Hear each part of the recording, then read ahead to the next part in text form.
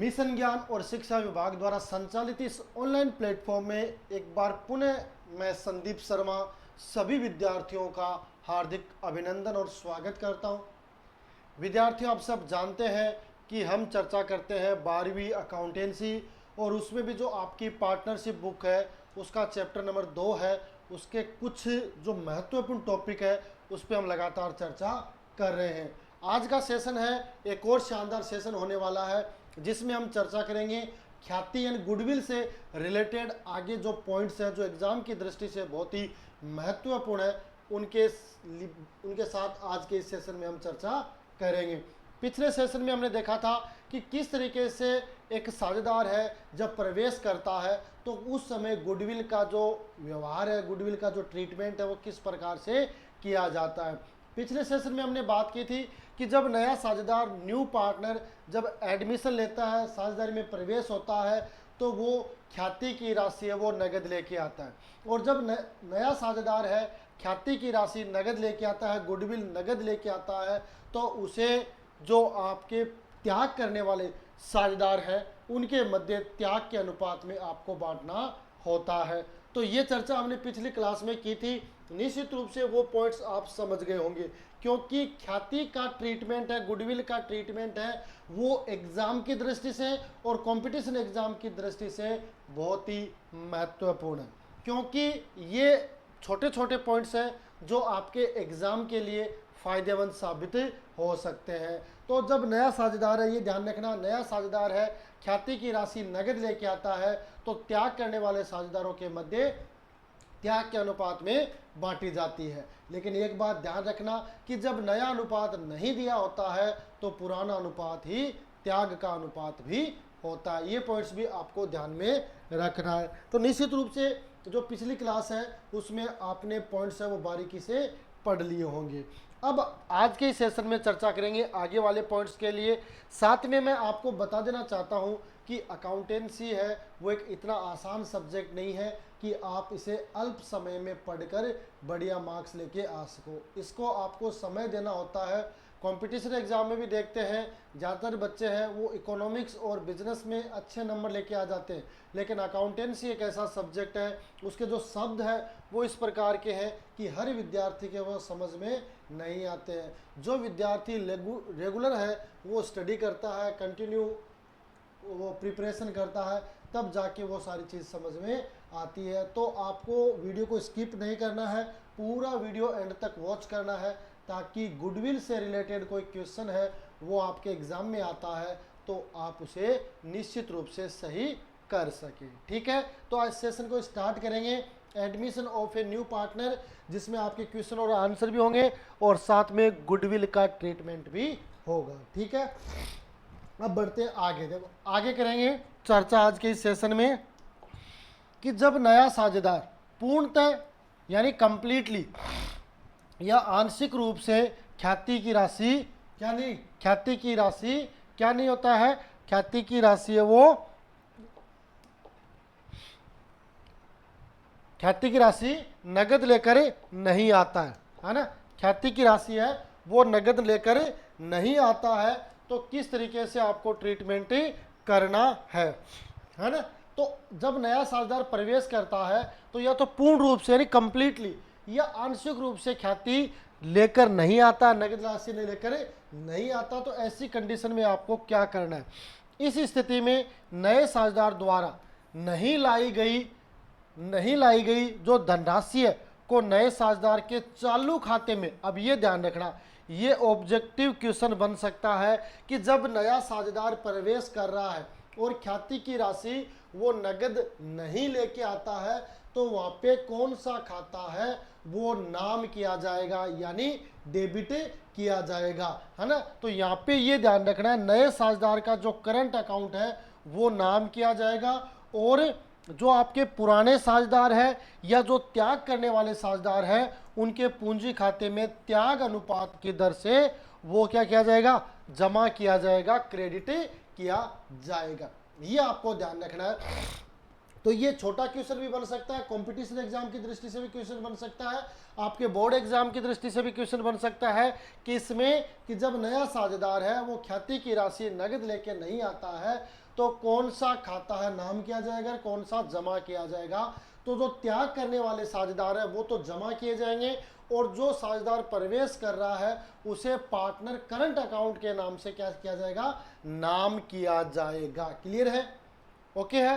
तो देखो ये आपको ध्यान में रखना, तो ये छोटा पॉइंट है लेकिन एग्जाम की दृष्टि से महत्वपूर्ण पॉइंट है, इसको आप ध्यान में रख सकते हो, इजीली आप इसे ध्यान में रख सकते हो, क्योंकि ये जो छोटे छोटे पॉइंट्स हैं वो आपके एग्जाम में मार्क्स बढ़ाने का काम करते हैं। ठीक है, अब देखो आगे क्या दे रखा है ना। इसमें दो परिस्थितियां आपके सामने बन सकती हैं, कौन सी में, कि जब साझेदार है पूर्णतः या आंशिक रूप से ख्याति की राशि नगद लेकर नहीं आता है, तो यहाँ पे आपके सामने दो परिस्थितियां होंगी।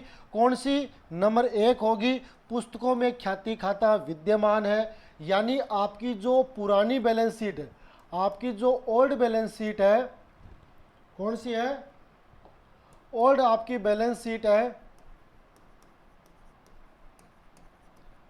ओल्ड बैलेंस शीट में क्या है, ओल्ड बैलेंस शीट में आपकी गुडविल है वो शो हो रही है, ओल्ड बैलेंस शीट में आपकी गुडविल है वो शो हो रही है। इसका मतलब है कि आपकी जो पुरानी बैलेंस शीट है, पुराने खाते हैं, उसमें आपकी ख्याति क्या मौजूद है, विद्यमान है। दूसरी कंडीशन क्या बनती है कि आपकी पुरानी पुस्तकों में ख्याति विद्यमान नहीं है, यानी यहाँ पे आपके पास पुरानी गुडविल खातों में नहीं है। दो कंडीशन आपके सामने बन सकती हैं, कब, जब साझेदार आंशिक रूप से या पूर्ण रूप से ख्याति की राशि वो नगद लेकर नहीं आता है, तो या तो ख्याति खाता पहले से विद्यमान है या ख्याति खाता विद्यमान नहीं है। टू कंडीशन यहाँ पे अप्लाई हो सकती है। ठीक है, तो ये दो परिस्थितियां भी आप ध्यान में रख सकते हो। अब इसके लिए इतना ही होता है, जब ख्याति खाता विद्यमान होता है तो हमें क्या करना होता है, सर्वप्रथम ख्याति खाते को पुराने साझेदारों के मध्य पुराने अनुपात में बांटते हुए जो पहले खुला हुआ है उसको बंद करना पड़ेगा, यानी पुराना खाता ओपन है तो उसे बंद करना पड़ेगा, और उसके बाद की प्रविष्टियां उसमें शामिल होंगी। ठीक है, ओपन नहीं रख सकते हम। ठीक है, अब देखो आगे और क्या कह रखा है, देखो इसमें कि जब ख्याति पुस्तकों में विद्यमान नहीं है तब पुराने साझेदारों के खाते के जमा पक्ष में ख्याति की राशि लिखी जाएगी और नए साझेदार के खाते को नहीं लाई गई ख्याति की राशि से नाम की जाएगी, यानी नए साझेदार के खाते को नहीं लाई गई ख्याति की राशि से नाम की जाएगी। तो यानी इसकी एंट्री क्या हो जाएगी, न्यू पार्टनर करंट अकाउंट या टू गुडविल। कब होगा, जब विद्यमान नहीं है। विद्यमान है तो आप सब जानते हैं कि हमें वो ख्याति खाता है पुराने साझेदारों के मध्य पुराने अनुपात में वो राशि बांटते हुए उस ख्याति खाते को क्या करना पड़ेगा, क्लोज करना पड़ेगा। और दूसरी कंडीशन कि अगर ख्याति खाता पहले से विद्यमान नहीं है तो अपन क्या करेंगे, जो पुराने साझेदारों के खाते को जमा पक्ष में ख्याति की राशि से लिखी जाएगी और नए साझेदार को क्या किया जाएगा, नाम किया जाएगा। तो एक तरीके से ये एंट्री हो जाएगी, क्या हो जाएगी, गेनिंग पार्टनर कैपिटल अकाउंट या टू सेक्रीफाइसिंग पार्टनर कैपिटल, ये इसकी एंट्री हो जाएगी। क्या हो जाएगी, गेनिंग पार्टनर कैपिटल अकाउंट यार टू सेक्रीफाइसिंग पार्टनर कैपिटल, इसकी प्रविष्टि हो जाएगी। तो विद्यमान नहीं है तो अपन को क्या करना है, नए साझेदार को नाम करना है और पुराने साझेदारों को जमा करना है, क्योंकि पुराने साझेदार क्या करेंगे, त्याग करेंगे, और नए साझेदार क्या करेगा, क्योंकि वो साझेदारी में प्रवेश कर रहा है तो उसे कुछ न कुछ गेन होगा, कुछ न कुछ फायदा होगा, क्योंकि वो पुराने साझेदारों का हिस्सा क्या करेगा, ग्रहण करेगा, जबकि पुराने साझेदार है वो अपने हिस्से को उस नए साझेदार के पक्ष में क्या करेंगे, त्याग करेंगे। क्लियर है, ओके है। तो ये पॉइंट्स भी आपको ध्यान में रखना है। इसकी परिभाषा भी देखो, जो आपकी एंट्री है वो ये हो जाएगी, है ना, आपकी न्यू पार्टनर करंट अकाउंट यार टू ओल्ड पार्टनर कैपिटल, ये इसकी प्रविष्टि हो जाएगी। कब, जब आपकी पुस्तकों में ख्याति खाता नहीं खुला हुआ है तब आपकी ये प्रविष्टि हो जाएगी। क्लियर है। अब ये प्रविष्टि इसलिए भी खास है क्योंकि ऐसा क्वेश्चन एग्जाम में बहुत बार देखने को मिलता है। आपने देखा होगा जो ऑब्जेक्टिव एग्जाम होती है, कंपटीशन एग्जाम होती है जिसमें ऑब्जेक्टिव क्वेश्चन पूछे जाते हैं, वहाँ पे ऐसे ही क्वेश्चन बनते हैं, हमें वो चीज़ आती है लेकिन वहाँ पर हम कंफ्यूज हो जाते हैं कि इसका आंसर एग्जिट क्या होना चाहिए, है ना। लेकिन जब हम थोड़ा सा डीपली कोई चीज़ पढ़ लेते हैं, कंसेप्ट के साथ पढ़ लेते हैं, तो हमारे जो सारे डाउट है वो क्लियर हो जाते हैं और एग्ज़ाम में फिर उसका आंसर है वो सही तरीके से हमें दे पाते हैं। तो ये चीज़ भी आपको ध्यान में रखनी है। तो ये प्रविष्टि कब होगी?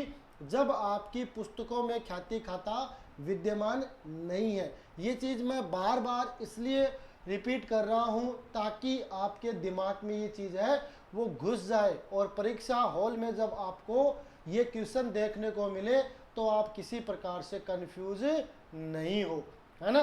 तो ये चीज़ आपको ध्यान में रखनी है। कई बार क्या होता है कि ये चीज़ अपने दिमाग से स्किप हो जाती है तो फिर हमें बगले झांकने लग जाते हैं, तो ये हमें नहीं करना है और इस अनुसार अपन को पहले से ही याद रखना है, ठीक है।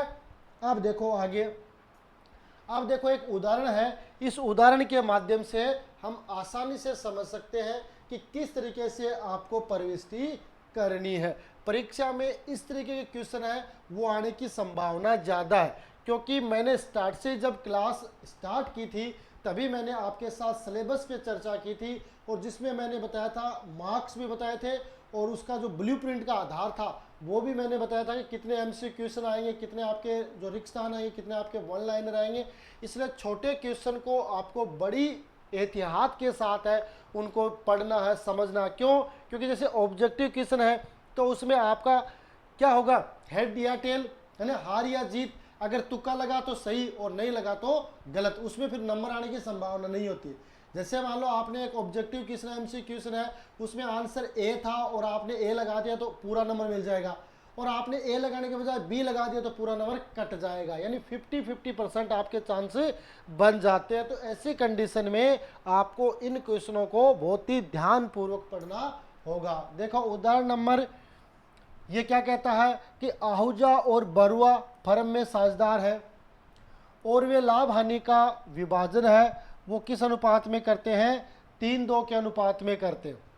वे चौधरी को 1/5 भाग के लिए लाभों में प्रवेश कराने का निर्णय लेते हैं जिसे वह आहूजा और बरुआ से बराबर बराबर अनुपात में प्राप्त करेगा। ख्याति का मूल्यांकन 30,000 पर किया गया है ना। ख्याति का मूल्यांकन कितने पर है? 30,000 रुपये किया गया।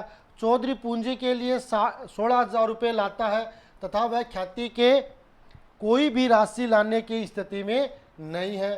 फर्म की पुस्तकों में ख्याति खाता है वो विद्यमान नहीं है। फर्म की पुस्तकों में ख्याति खाता पूर्ण मूल्य से खोला जाएगा। आवश्यक रोजनामा से आपको प्रविष्टि अभिलेखों में देनी है, ठीक है। तो ये प्रविष्टि आपको देनी है। तो अब इसके लिए आपको क्या करना पड़ेगा? तो देखो इसमें ख्याति कितनी है, ख्याति का मूल्यांकन है वो 30,000 रुपये हुआ है, यानी 30,000। लेकिन वो क्या करेगा? नगद लाने की स्थिति में नहीं है। वह ख्याति की राशि को, जो राशि है वो नगद लाने की स्थिति में नहीं है। पूंजी 16,000 रुपये नगद जरूर लेके आता है और उसका हिस्सा कितना है?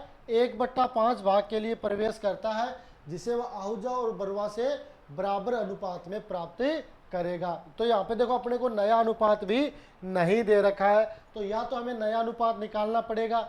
एक कंडीशन मैंने आपको पहले ही बता दी थी कि जब नया अनुपात नहीं दे रखा है तो पुराना अनुपात ही त्याग का अनुपात होता है।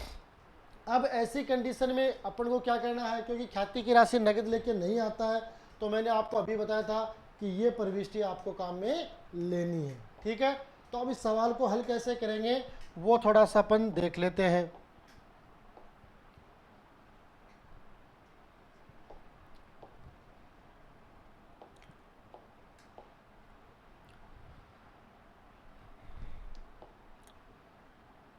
ये हेडिंग हो जाएगी जर्नल, है ना। ये इसका प्रारूप आप देखते हो।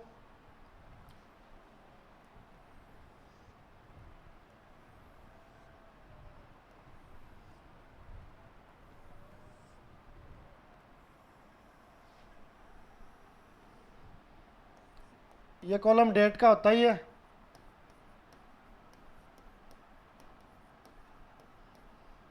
ये आपका होता है पार्टिकुलर, ये LF, ये डेबिट और ये क्रेडिट। ठीक है। अब देखो इसमें अपने पास ओल्ड रेशियो क्या है,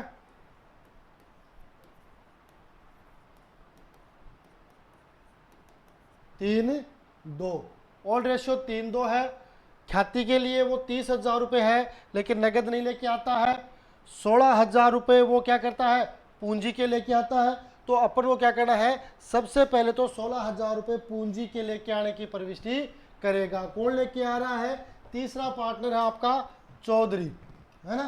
तो एंट्री क्या होगी, डेट तो दे नहीं रखी है, तो एंट्री हो जाएगी आपकी बैंक अकाउंट DR टू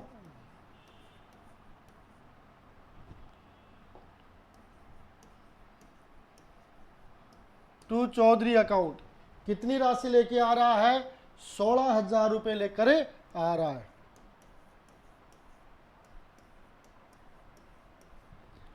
और नरेशन हो जाएगा बीइंग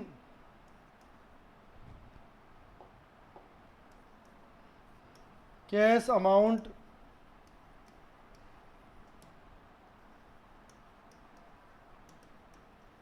रिसीव्ड। नॉर्मल आपका नरेशन हो जाएगा।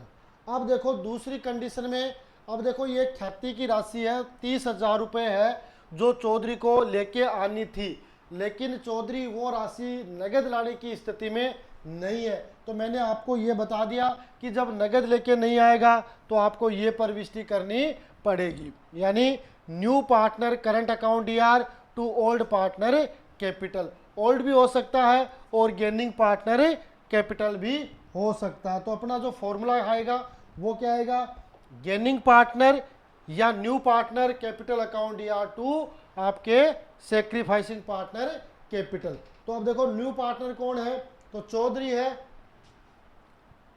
तो एंट्री क्या हो जाएगी,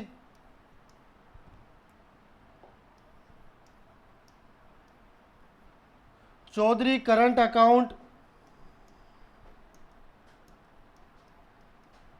Chaudhary current account DR to कौन कौन है, दो पार्टनर आहूजा और बरुआ।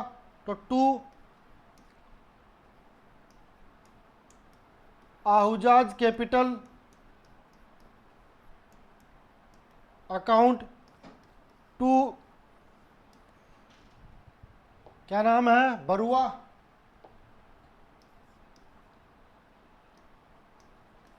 बरुआज capital account. अब ये कितने हैं, अब देखो ये अमाउंट है आपकी कितनी,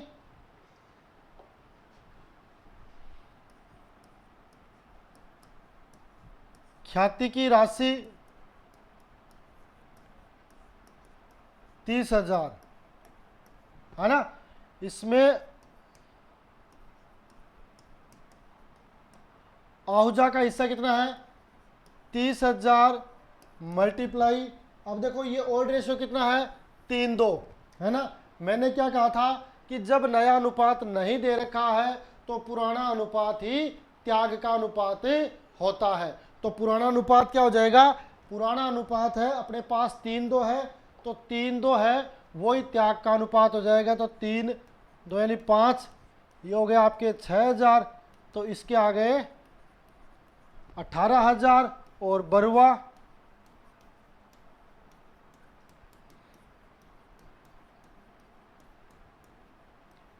2/5,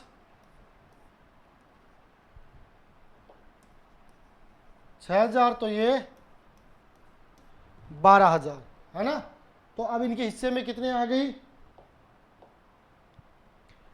आहूजा के आ गए हिस्से में 18,000 और बरुआ के आ गई 12,000 और टोटल कितनी हो गई 30,000।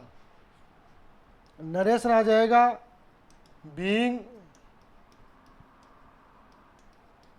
Premium distributed to sacrificing partners, ये इसका नरेशन आ जाएगा। आई समझ में मेरी बात? सबके समझ में आई ना कि किस तरीके से एक साझेदार है वो जब ख्याति की राशि नगद लेकर नहीं आता है तो आपको समायोजन कैसे करना है ना?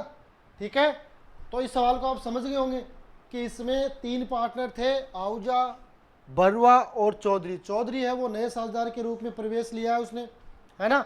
चौधरी ने नए साझेदार के रूप में प्रवेश लिया है। तो अब चौधरी है, पिछली जो अपनी सिचुएशन देखी थी पिछले क्लास में, उसमें क्या था कि साझेदार है वो जब प्रवेश करता है तो ख्याति की राशि है वो नगद लेके आ रहा था, लेकिन इसमें नगद लेके नहीं आ रहा है, सिर्फ पूंजी नगद लेके आ रहा है। तो पूंजी नगद की प्रविष्टि कर देंगे बैंक अकाउंट या टू चौधरीज अकाउंट। और जो नगद लेके नहीं आता है तो उसको क्या मानते हैं? प्रीमियम। और प्रीमियम के लिए मैंने एंट्री बता दी थी आपको कि न्यू पार्टनर करंट अकाउंट या टू सेक्रीफाइसिंग पार्टनर कैपिटल, ये उसकी प्रविष्टि होगी। और उसके आधार पर हमने ये सवाल है वो कंप्लीट किया है। निश्चित रूप से ये पॉइंट्स टू पॉइंट है वो आपको समझ में आ गए होंगे। फिर भी अगर आपके मन में कोई डाउट हो, कोई शंका हो, तो आप कमेंट बॉक्स में कमेंट जरूर डालें ताकि हमें पता चल सके कि कितने बच्चों को हमारी इस क्लास का फ़ायदा मिल रहा है। हमारी क्लास का जो मुख्य उद्देश्य यही है कि जो विद्यार्थी ग्रामीण परिवेश में हैं उनके मन में ये रहता है कि अकाउंटेंसी थोड़ी सी समझ में नहीं आ रही है और निश्चित रूप से समझ में नहीं आती है। तो मैं तो देखो बच्चों से इतना ही कहता हूँ कि कोई भी चीज़ नहीं समझ में आती है तो उसको 1 नहीं, 2 नहीं, 4 नहीं, 5 बार पूछो आप, है ना? जब तक आपको समझ में नहीं आती आप पूछते रहो। क्लास में भी यही कहता हूँ, लेकिन कुछ बच्चे ऐसे शंकालु होते हैं कि वो पूछते नहीं, और जब तक आप पूछोगे नहीं तो टीचर को ये पता नहीं चलेगा कि आपको कौन सी चीज़ समझ में आई है और कौन सी चीज़ आपको समझ में नहीं आई है। इसलिए आप अपने आप को थोड़ा सा ओपन रखो, खुला रखो, ताकि आप अपने जो भी भावना है, जो भी चीज़ आपके समझ में नहीं आ रही है उनको आप एक्सप्रेस कर सको। तो आज के इस सेशन में हमने एक एग्जाम्पल के माध्यम से ख्याति के व्यवहार को समझने का प्रयास किया है। निश्चित रूप से आपको यह आज का जो सेशन है वो बहुत ही अच्छा लगा होगा। इस आशा और विश्वास के साथ मिलेंगे अगले सेशन में। तब तक के लिए जय हिंद, जय भारत।